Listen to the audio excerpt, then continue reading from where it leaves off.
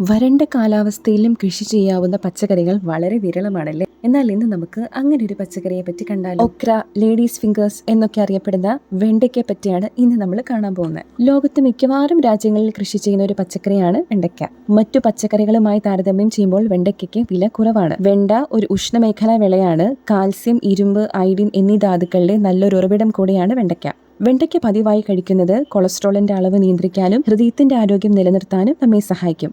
ധാരാളം പോഷകങ്ങൾ നൽകുന്ന ഒരു ന്യൂട്രിയന്റ് പവർ ഹൗസ് കൂടിയാണ് നമ്മുടെ വെണ്ടയ്ക്ക. വിത്ത് നേരിട്ട് പാകി വെണ്ട കൃഷി ഇറക്കാം. ഏകദേശം മൂത്ത ഒരു വെണ്ടയ്ക്ക നമ്മൾ കീടങ്ങളൊന്നും ആക്രമിക്കാതെ സംരക്ഷിച്ചു നിർത്തിയിരിക്കുന്നതാണ് നിങ്ങളിപ്പോൾ കാണുന്നത്. മൂപ്പെത്തിയ ശേഷം വെണ്ടയ്ക്ക നമുക്ക് പറിച്ചെടുക്കാം. അത് നമ്മുടെ കറികൾക്കും മറ്റ് ആവശ്യങ്ങൾക്കുമായിട്ട് നമുക്ക് ഉപയോഗിക്കാം. മെയ്, ജൂൺ, സെപ്റ്റംബർ, ഒക്ടോബർ, ഫെബ്രുവരി, മാർച്ച് മാസങ്ങളാണ് കേരളത്തിൽ വെണ്ട കൃഷി ഇറക്കാൻ ഏറ്റവും പറ്റിയ സമയം. വിഷമില്ലാതെ പച്ചക്കറി കഴിക്കുക എന്നുള്ളത് എല്ലാവരുടെയും സ്വപ്നമാണ്. നിങ്ങൾ തീർച്ചയായും വീട്ടിലെ നിങ്ങളുടെ അടുക്കള തോട്ടത്തിൽ വെണ്ട കൃഷി ഉൾപ്പെടുത്തുക.